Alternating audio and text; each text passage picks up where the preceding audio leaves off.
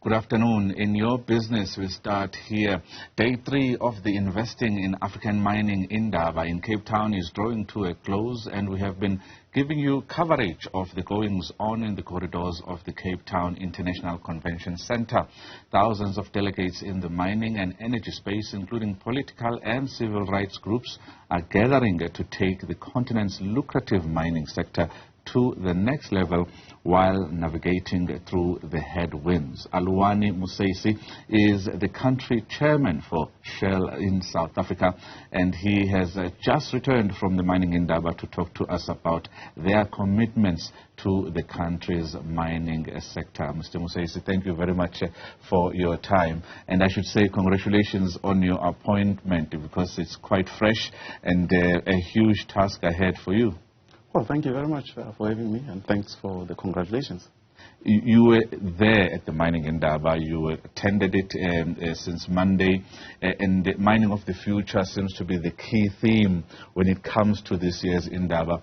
Let's talk about Shell's space and place in that particular mining future, and your thoughts about the deliberations at the Indaba this year. Well, thank you. First of all, I think if you think about mining and the South African economy, mining is very, very important to our economy. It plays a very vital role in terms of jobs, in terms of economic growth and tax contribution.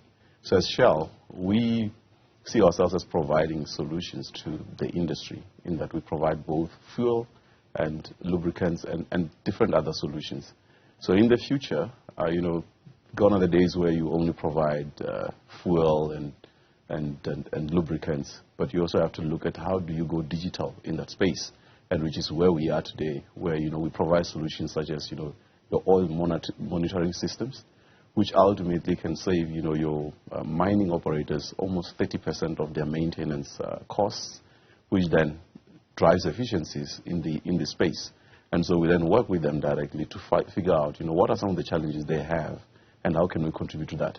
On the sustainability front, for instance, we then are providing lubricants that are now more biodegradable in a way, so which means in terms of environmental impact, they can minimize their impact in their operations. And like I said, digitalization is really the future also in mining. Let's talk about your commitments when it comes to South African mining. It's still been thought as a sunrise sector in South Africa, while others are saying it's a sunset industry. The commitments of Shell in South Africa's mining, how deep do they go? Well, again, we depend on those who are in the mining as their core focus of the business, and we are there to support them. But if you think about, the energy transition, for instance, there's going to be future kind of minerals that needs to be mined, which then tells us that mining is still going to be with us for a very, very long time. It will just depend, what are you mining for? And what do you have available in the market? And as I said, we will continue to partner with South African mines to provide the solutions that they need to make them more efficient, to make them more sustainable, and to make sure that they are then meeting their commitments.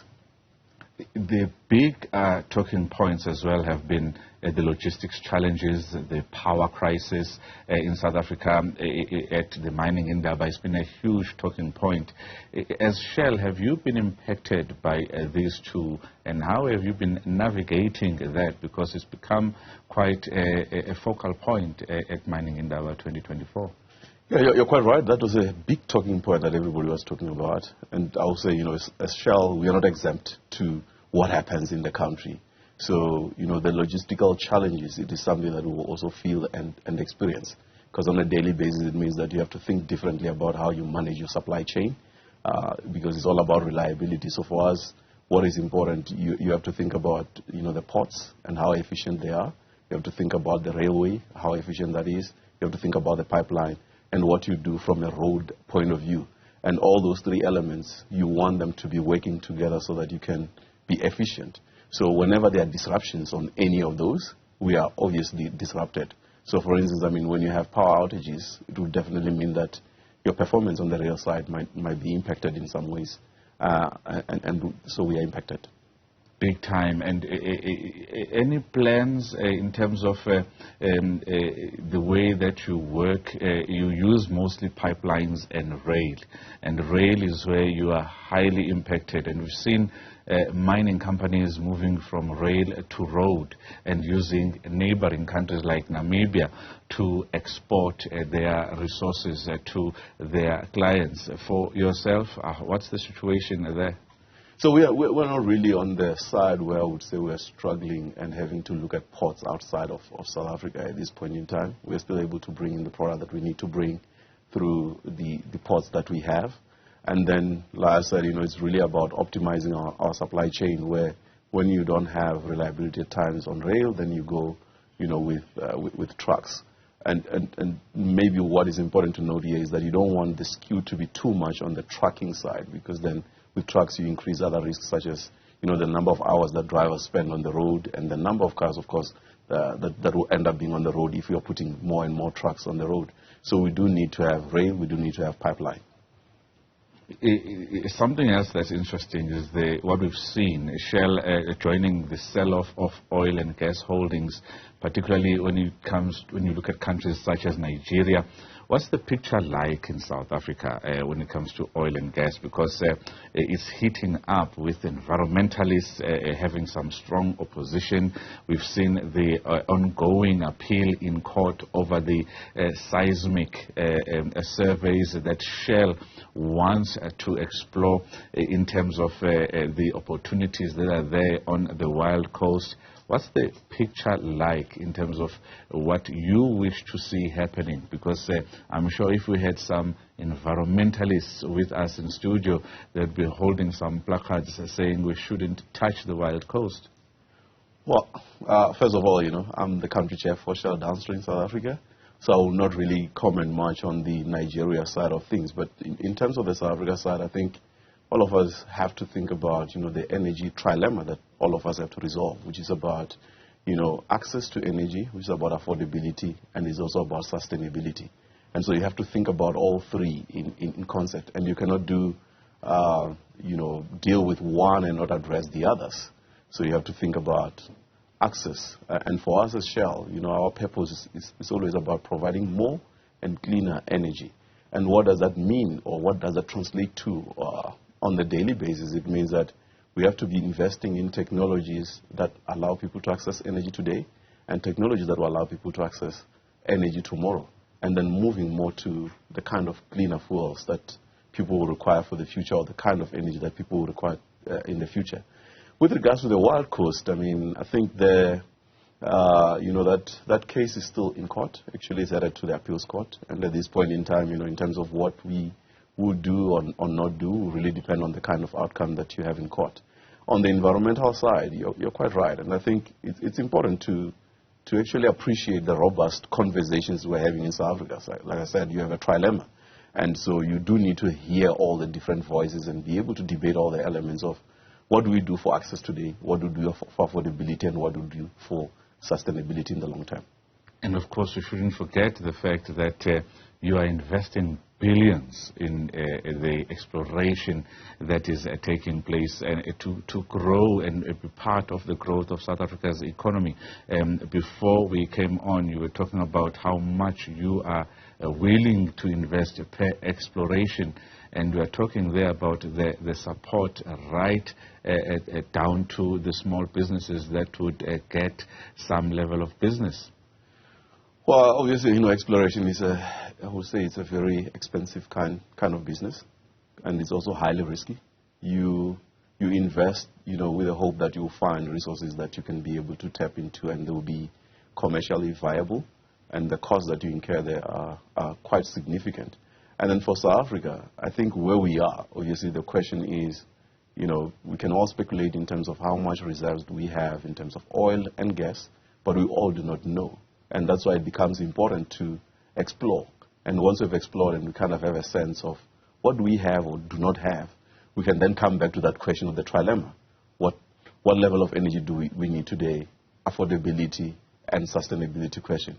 And moreover, should, viable resources be found, that can really contribute significantly to the socio-economic situation in South Africa.